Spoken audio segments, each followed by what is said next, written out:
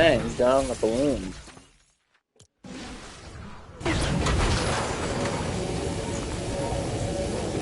He got on the balloons. Zombie. Yeah, something to do with it. I think the road doesn't seem to be that high. Yeah, some BS. They have to probably lose on purpose.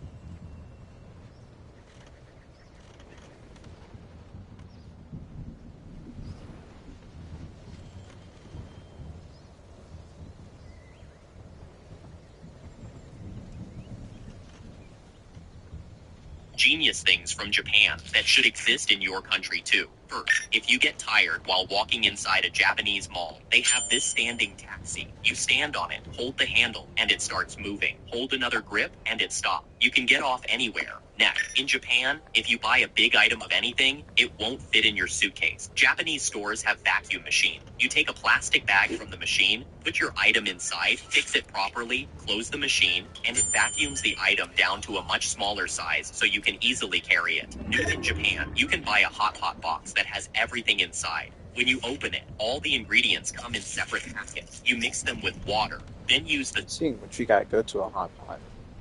Who sacrificed his own life. You guys remember when the millionaire founder of Yu-Gi-Oh! Sacrificed his own life while trying to save some complete strangers? You see, back in 2022.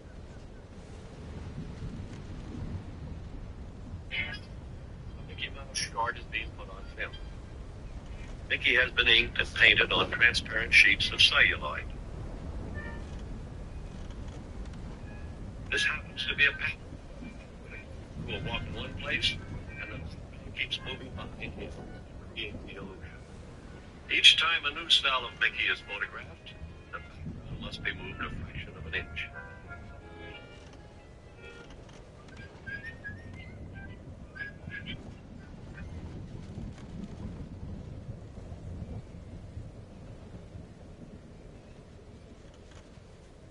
Nano Banana Pro and Kling just became the power couple of AI storytelling. And I'm not exaggerating.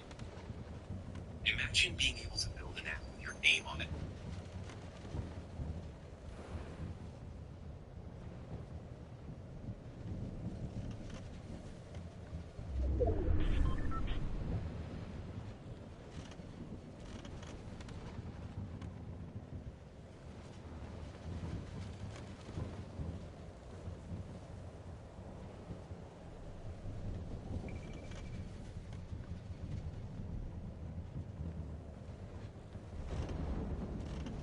Me and your father are no longer together. Yeah, because I told him that you cheated on him at Subway. I would have never told him if you had made that nasty ass fucking cheese with peanut butter, ketchup, and fish in it, bitch. You got about 2 fucking seconds to leave my personal bubble, bitch. Does it look like I'm playing on me?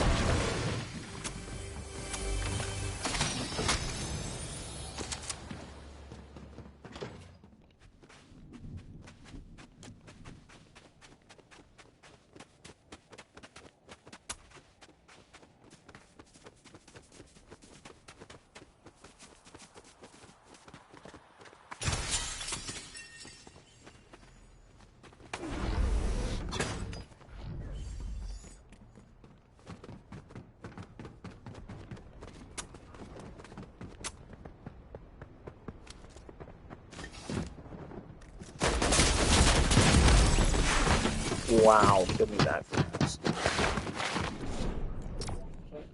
No, it's just a rifle. I have shield though.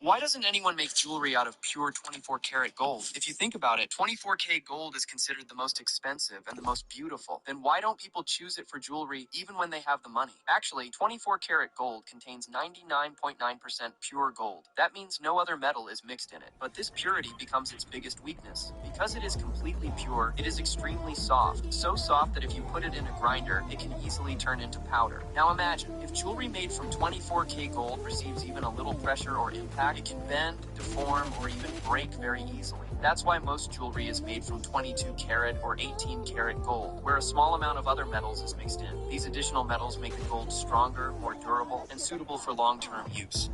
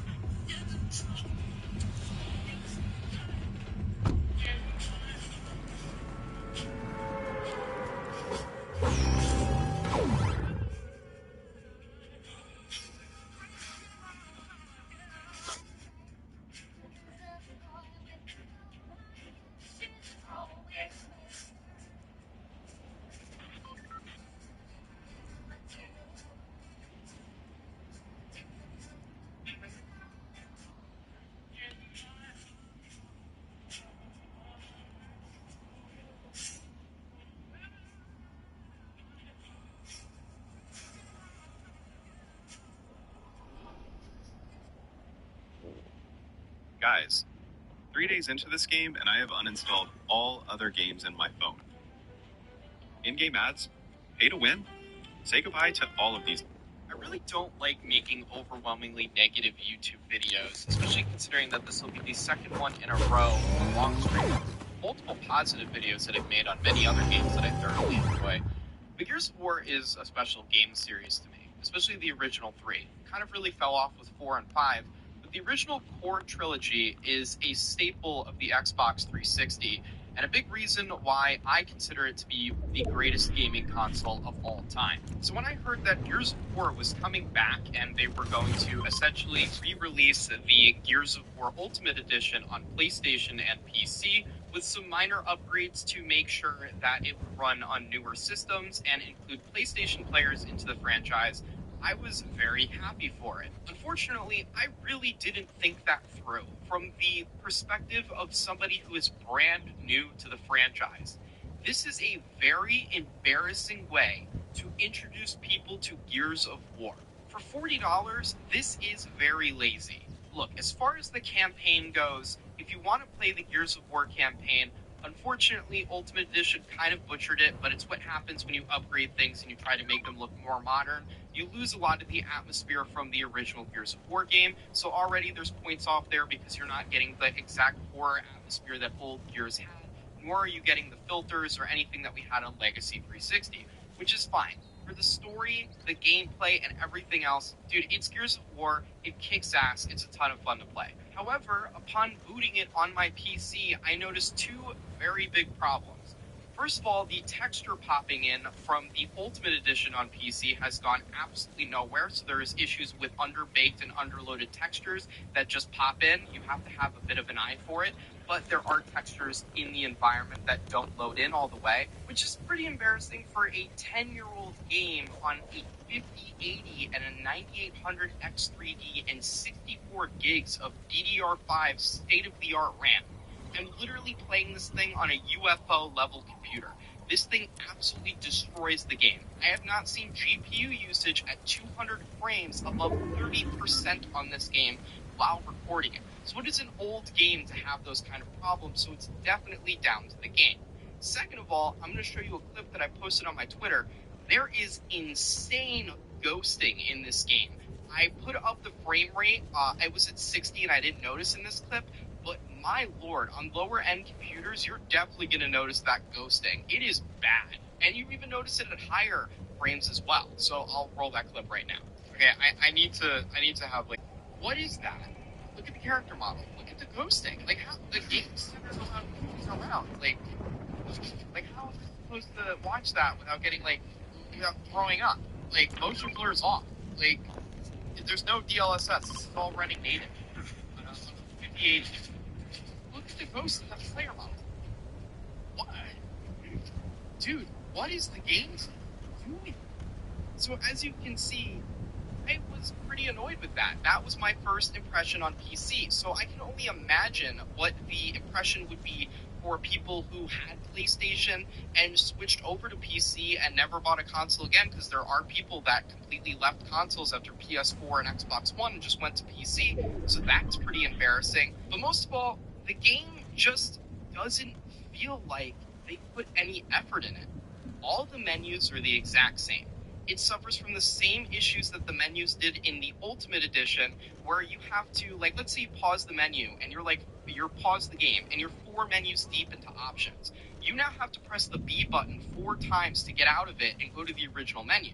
You can't just press the start button and get out of the menu. You have to manually go through every collapsible menu to get back to the beginning, which is just ridiculous.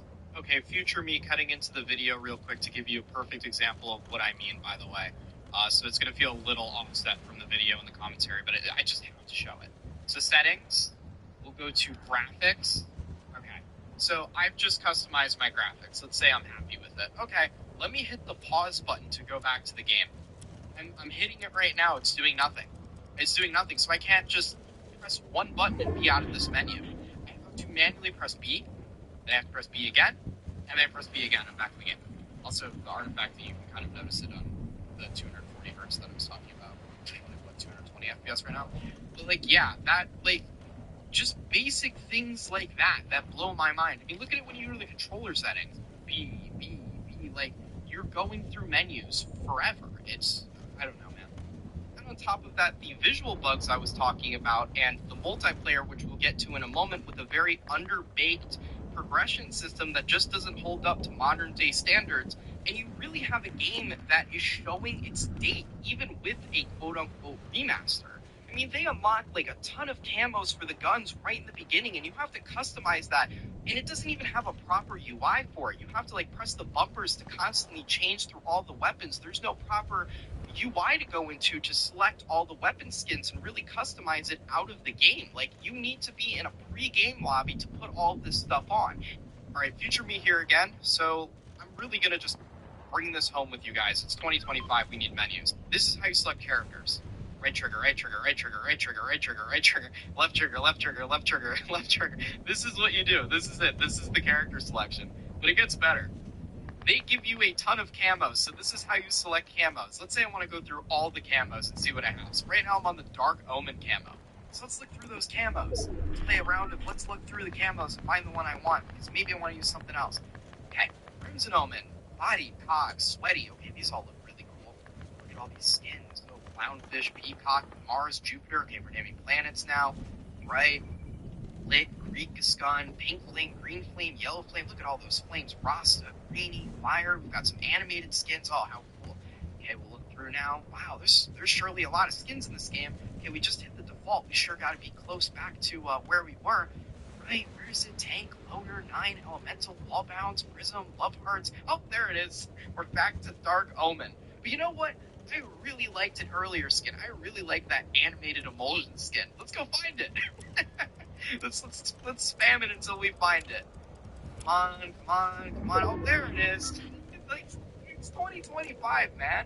And this is just basic user interface stuff that we really should have put in the game. I mean, how much effort could it have possibly have taken to put a progression system behind the camos, really give people an easy to follow progression system on the screen for multiplayer? I mean, it's just embarrassing in my opinion, and I think that this is a very low effort port and a very poor way of showing people Gears of War for the first time. When the original Ultimate Edition came out, we were just getting into the Battle Pass, Fortnite Zoomer stuff in 2016, so it definitely got a free pass back then, and it was just a good way to experience a classic. It had a lot of good things going for it, right? I get it. There is some issues around the corners, there's UI, UX problems. I understand that. But we have now re-released that same game. So that logically leads me to the conclusion that you are going to put some heart into it and you're going to right those wrongs. And the answer there is absolutely not.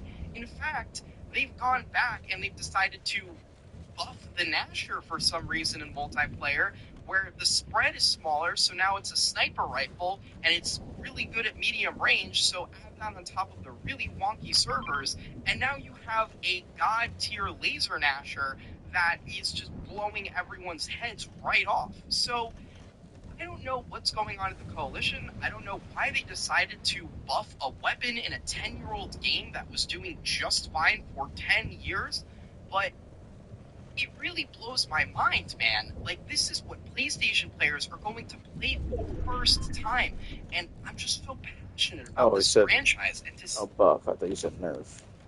see this it is happen this OP. is really pulling at my heartstrings, man. And I was really inspired to make this video because I had watched Griffin Gaming's review on it, and he made a great point.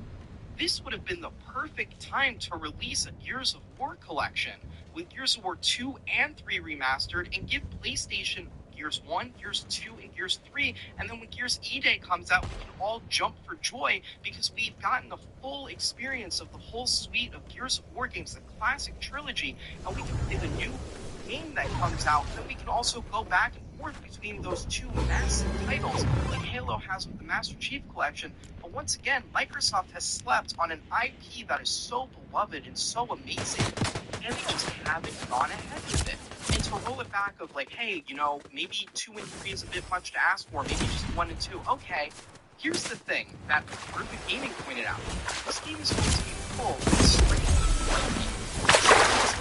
about the noobs. Most of the time when I run into noobs, I pull out like the long shot or any of the power weapons and I farm headshots on them. And I don't really like do all the wall mounts movement to try to get them out of the game. But I do. It's only 10 years of Gears of War Ultimate Edition and like 17 years of Gears of War in general in my life. That gives me a significant boost over any new player to the point where they can't compete. Be able to compete for months and months on it. And that's very jarring for a new player.